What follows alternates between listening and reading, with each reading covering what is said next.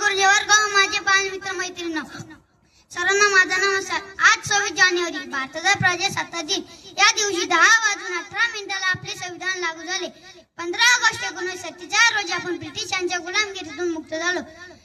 स्वतंत्र भारताला राज्यघटना संविधान तयार करण्याची आवश्यकता होती, पण राष्ट्र एकताचे शिल्पकार डॉक्टर राजेंद्र प्रसाद, सरळ विनम्र परंतु अत्यंत बुद्धिमान मौलाना आझाद, शिक्षा संस्कृतीचा आवाज कन्हैयालाल मुंशी, तर महत्वाचे डॉक्टर बाबासाहेब आंबेडकर, महात्मा गांधी, जवाहरलाल नेहरू या सर्वांनी मिळून एक नाव कोणाचे सुचावे.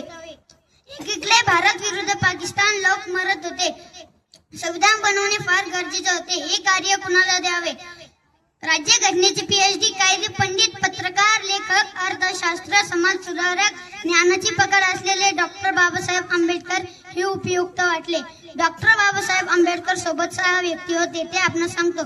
S Gopal Swami, KS. Munshi, TT. Krishnacharya, अल्लाडी स्वामी अय्यर, शहीद मोहम्मद आणि जॉन मेहताई. अहो, यांनी 3 वर्ष 11 महिने 17 दिवस मेहनत घेऊन भारताची राज्यघटना तयार केली. संविधानात एकूण 1,17,369 शब्द आहे. संविधानाचं मूळ पत्र हाताने लिहिले आहे. हे 3 वर्ष टेबलावर पुस्तकाचा डोंगर होता, टाईपरायटरची टिकटिक होती.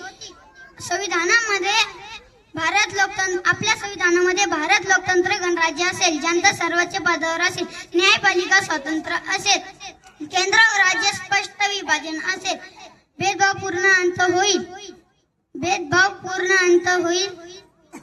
जेवढे तुमच्या रस्त्यात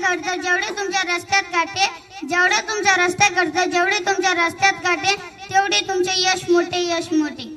मला बाबासाहेबांवर बोलावेसे वाटता. बहुत मुश्किल है उस व्यक्ति को गिराना जिसे ठोकरों ने चलना सिखाया. बहुत मुश्किल है उस व्यक्ति को गिराना जिसे ठोकरों ने चलना सिखाया. अशा या विद्वान व्यक्तींना संविधान पूर्ण केले, भारत देशास दिले. यानंतर भारताची अर्थव्यवस्था चालू झाली.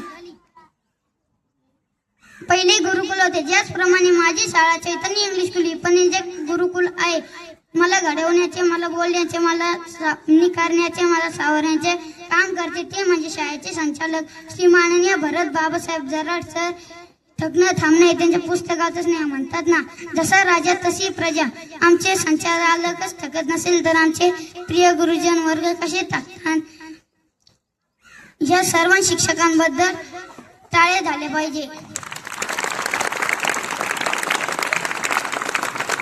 अरे हो, मी संविधान दिनाबद्दल माझी माहिती देणं विसरलो.